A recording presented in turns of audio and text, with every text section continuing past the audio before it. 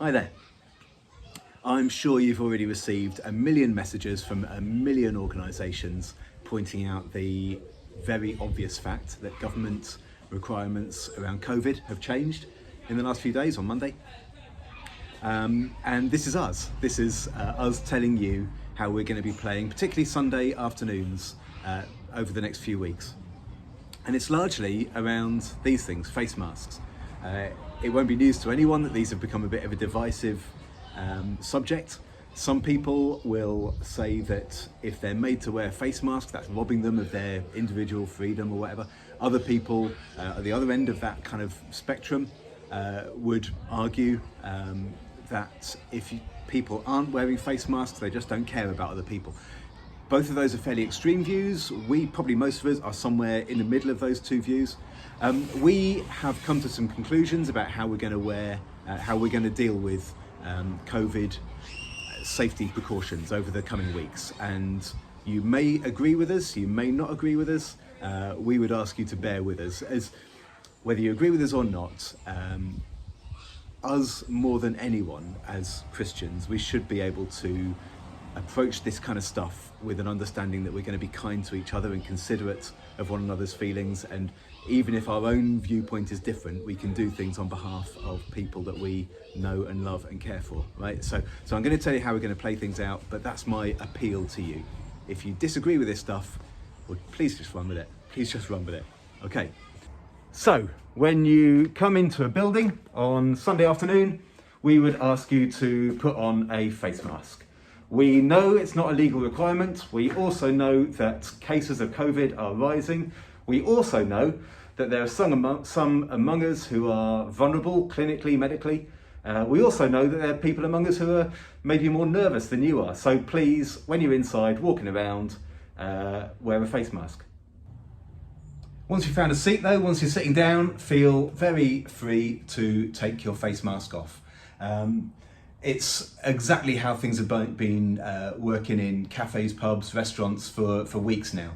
So that same principle we're applying. Again, not a legal requirement, but we're following that principle. If you're standing up, walking around, put a face mask on. If you're sitting down, you can take your face mask off. One of the most welcome changes, I think, is that when we gather together, we're going to be able to sing again. So I'm so looking forward to that. I'm sure you are too. So on Sundays, we'll be able to stand together or sit, and we'll be able to sing instead of just humming along and listening to the person leading us.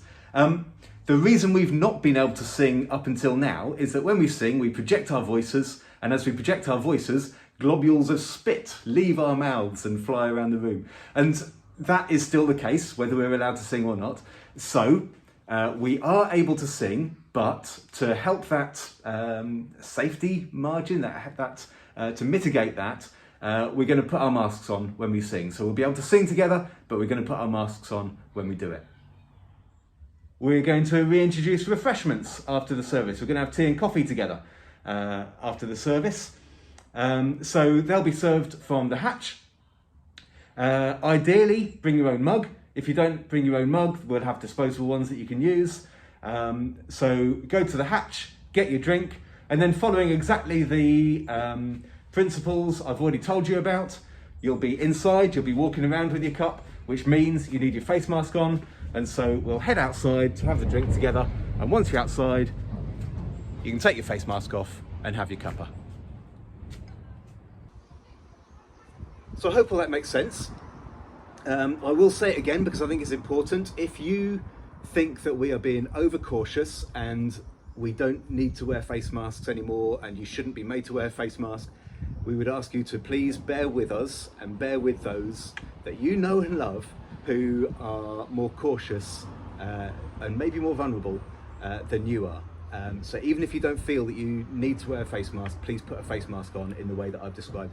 Likewise, if you're of the more nervous, more cautious end of things, if there's something we can do to make you feel more comfortable, please let us know. What I've laid out is the level of caution that we're going to be operating at. So we're not going to go back to full social distancing, full face masks all the time. But if there's something we can do, put in place fairly simply, that will make you feel much more comfortable in church, then please speak to us and we'll certainly talk about that. Social distancing is no longer a requirement. So for the last few weeks, we've been asking you to book in, and then we've been distancing households with 2 meters between each household. That's no longer the case. We don't need you to book in anymore, although we are going to ask you to book in for families, for children, because Susie is putting together crafts for children each week and just wants to know how many to do. So for that reason, we're going to ask families to book their children in. But in terms of coming along, you don't need to book in anymore, nor will we be separating seats. So there'll be rows of seats, a bit like before, and you can just sit wherever you like without booking, without worrying about who you're sitting next to. We're aware that some people will be nervous about that. So at the entrance, there'll be cards that look something like this. And this will mean, I love you very much, but I would really prefer not to sit next to you. So you can grab a couple of these, put one either side of you on the chairs either side, and those kind of indicate I would prefer that no one sits on that chair next to me. And so I've got a space either side of me, I've got a bit of space around me. I would prefer people not to come and hug and sit next to me and be in my space. Again, just so that we can feel a bit more comfortable if we want and need that. And I think that's about it. One more point, lateral flow tests are readily available. I've been picking them up from the library, you can pick them up from pharmacies, different places around the place.